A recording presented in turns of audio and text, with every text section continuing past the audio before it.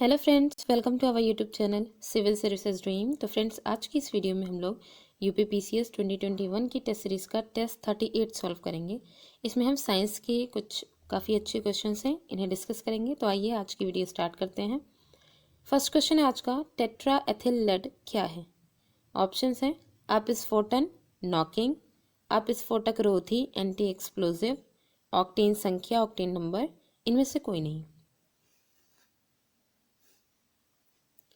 तो क्वेश्चन 1 का जो करेक्ट आंसर है वो है ऑप्शन बी, अपस्फोटक रोधी, एंटी एक्सप्लोजिव। देखिए, अपस्फोटक रोधी को पढ़ने से पहले हम ये जान लें कि अपस्फोटन यानी नॉकिंग क्या होती है। तो कुछ ईंधन ऐसे होते हैं जिनका वायु मिश्रण का इंजनों में, सिलेंडर में ज्वलन, मतलब इनका जो मिश्रण होता है, उनका जो ज्वलन होता है वो समय से पहले हो जाता है।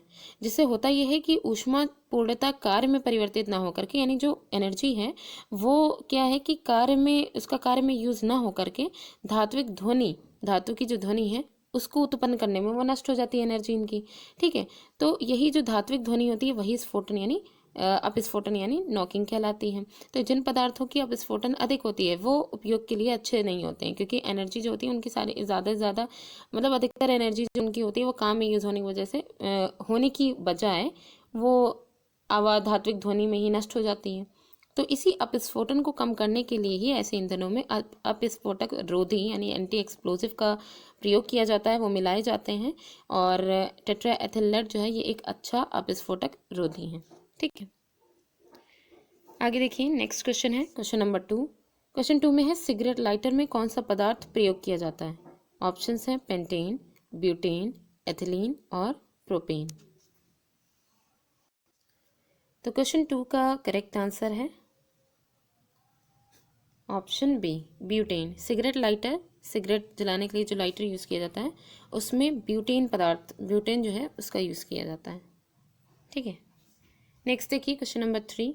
क्वेश्चन 3 में है, हाइड्रोपोनिक्स क्या है? ऑप्शंस हैं मृदा विहीन पादप संवर्धन, पादप में कलम लगाना, सब्जियों का अध्ययन या फिर जल संरक्षण। तो क्वेश्चन 3 का करेक्ट आंसर ये है ऑप्शन ए, मृदा विहीन पादप संवर्धन। हाइड्रोपोनिक्स एक ऐसी विधि है जिसमें खनिज पोषक तत्व, क्योंकि देखिए मृदा जो होती है उसमें खनिज पोषक तत्व और जल की प्राप्ति होती है मृदा से। ठीक है, हाइड्रोपोनिक्स में क्या होता है, ये एक ऐसा मेथड है जिसमें खनिज पोषक तत्वों के जो विलयन होते हैं उनके प्रयोग के द्वारा जल में पौधों को उगाया जाता है। जल में ही खनिज पोषक तत्व होते हैं, ठीक है, और फिर उन्हीं जो वाटर होता है उसी में ही पौधों को उगाया जाता है। और जिसमें अब जाहिर सी बात है जल में उगाया जा रहा है तो उसमें मृदा की यहाँ पे ज़रूरत नहीं है, तो इसीलिए यहाँ पे ये कहा गया मृदा विहीन पादप संवर्धन। ठीक है, तो ये हाइड्रोपोनिक्स मृदा विहीन पादप संवर्धन है। नेक्स्ट देखिए क्वेश्चन नंबर 4। क्वेश्चन 4 में है, वृद्धावस्था एवं काल प्रभावन के समय में ज्ञान प्राप्त करने की विद्या को कहते हैं। ऑप्शंस हैं ऑन्कोलॉजी, जेरेंटोलॉजी, टेरोटोलॉजी या ऑर्निथोलॉजी। तो क्वेश्चन 4 का जो करेक्ट आंसर है वो है ऑप्शन बी, जेरेंटोलॉजी। देखिए, जेरेंटोलॉजी जो है ये वृद्धावस्था एवं काल प्रभावन के समय सामाजिक, मनोवैज्ञानिक तथा जैविक पहलुओं के अध्ययन की विद्या है। इसमें मेनली जो वृद्धावस्था के समय में जितनी भी सामाजिक है, मनोवैज्ञानिक है, मतलब जो वृद्ध लोग होते हैं उनकी वो क्या, उनकी मानसिक स्थिति है, समाज में उनकी क्या स्थिति है, उनके जितने भी जैविक पहलू, उन सब का जो अध्ययन किया जाता है वो उसके अंतर्गत किया जाता है। तो जेरेंटोलॉजी के अंतर्गत ये वृद्धावस्था काल प्रभावन के विषय में ज्ञान प्राप्त किया जाता है। अगला क्वेश्चन है क्वेश्चन नंबर 5। क्वेश्चन 5 में दिया गया, निम्नलिखित में से कौन सी जोड़ी सुमेलित है? तो देखिए यहाँ पे लेक्सिकोग्राफी, शब्दकोश का संकलन, इसमें कहा गया है कौन सी जोड़ी सुमेलित है, सही सुमेलित है। ठीक है, फिलोलॉजी, डाक टिकटों का संग्रह, एंटोमोलॉजी, मानव शरीर का अध्ययन, आइकोनोग्राफी, कीट पतंगों का अध्ययन, इसमें कौन सा सही सुमेलित है? तो क्वेश्चन 5 का करेक्ट आंसर है ऑप्शन ए, लेक्सिकोग्राफी। लेक्सिकोग्राफी जो होती है इसमें शब्दकोश का संकलन किया जाता है। ये वाला हमारा जोड़ा तो सही है। ठीक है, बाकी जितने भी हैं उनको भी एक एक बार देख लें। फिलोलॉजी जो है इसमें डाक टिकटों का संग्रह नहीं, बल्कि फिलोलॉजी के अंतर्गत भाषा की संरचना एवं विकास व इतिहास का अध्ययन किया जाता है। ठीक है, फिलोलॉजी में भाषा की संरचना और विकास व इतिहास का अध्ययन किया जाता है। इसके बाद है एंटोमोलॉजी। एंटोमोलॉजी जो होती है इसमें कीटों का अध्ययन किया जाता है, कीट पतंगों का। ठीक है, फिर है आइकोनोग्राफी। इसमें चित्रकला का अध्ययन किया जाता है। आइकोनोग्राफी में चित्रकला का अध्ययन किया जाता है। ठीक है, तो क्वेश्चन 5 का करेक्ट आंसर है ऑप्शन ए, लेक्सिकोग्राफी, शब्दकोश का संकलन। नेक्स्ट क्वेश्चन देखिए, क्वेश्चन नंबर 6। इसमें है सूची 1 को सूची 2 से सुमेलित कीजिए और सूचियों के नीचे दिए गए कोड का प्रयोग करते हुए सही उत्तर का चयन कीजिए। तो सूची 1 में देखिए क्या है, पक्षी, वंशागति, पर्यावरण और जीवाश्म। सूची 2 में दिया गया है पैलियोबायोलॉजी, इकोलॉजी, ऑर्निथोलॉजी और जेनेटिक्स। तो कोड की सहायता से हमें इसका सही सुमेलन करना है। क्वेश्चन 6 का जो करेक्ट आंसर है वो है ऑप्शन बी, 3, 4, 2, 1। एक बार मैच करके इसे देख लेते हैं। देखिए इसमें दिया गया है जो पक्षी हैं, पक्षियों की जो स्टडी होती है वो ऑर्निथोलॉजी कहलाती है। वंशागति वो संबंधित है जेनेटिक्स से। पर्यावरण का अध्ययन जो है वो इकोलॉजी में किया जाता है और जीवाश्म का जो अध्ययन है वो पैलियोबायोलॉजी में किया जाता है। तो क्वेश्चन 6 का करेक्ट आंसर है हमारा ऑप्शन बी, 3, 4, 2, 1। नेक्स्ट क्वेश्चन देखिए, क्वेश्चन नंबर 7। क्वेश्चन 7 में है शब्द डेनिसोवन कभी कभी समाचार माध्यमों में किस संदर्भ में आता है। ऑप्शंस हैं एक प्रकार के डायनासोर का जीवाश्म, एक आदि मानव जाति, या पूर्वोत्तर भारत में प्राप्त एक गुफा तंत्र, या भारतीय उपमहाद्वीप के इतिहास में एक भूवैज्ञानिक कल्प। तो क्वेश्चन 7 का करेक्ट आंसर है ऑप्शन बी, एक आदि मानव जाति।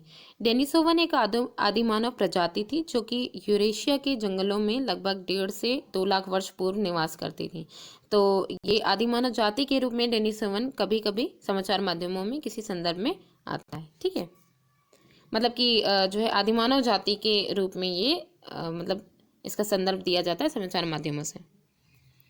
तो ठीक है, नेक्स्ट देखिए, अगला क्वेश्चन है क्वेश्चन नंबर 8। इसमें है जिस परिपथ में रुक रुक कर थोड़े समय के लिए विद्युत धारा की आवश्यकता होती है उसमें किस प्रकार के सेल का प्रयोग किया होता है।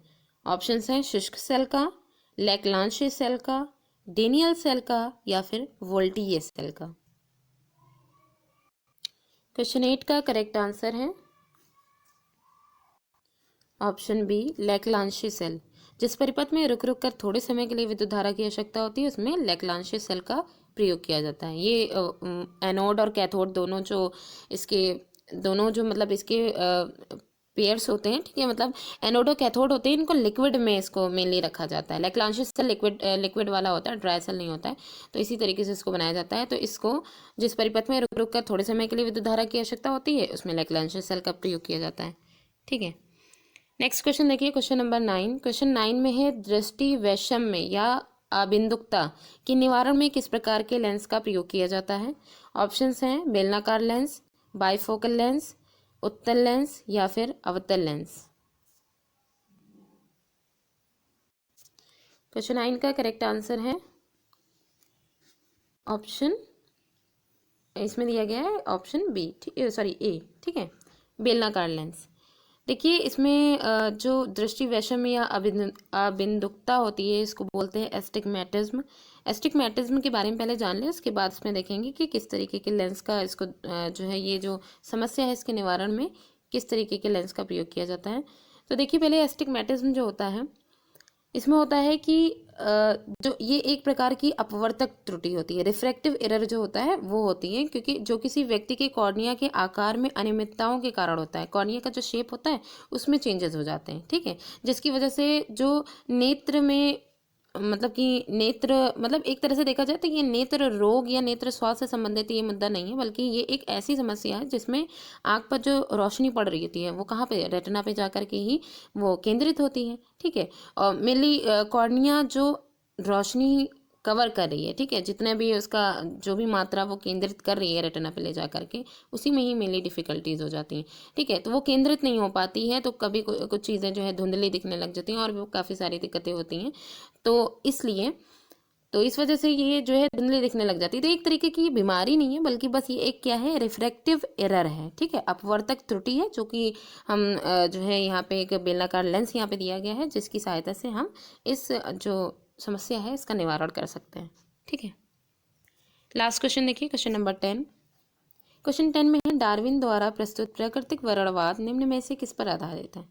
ऑप्शंस हैं over production, struggle for existence and variation, survival of the fittest, उपर्युक्त सभी।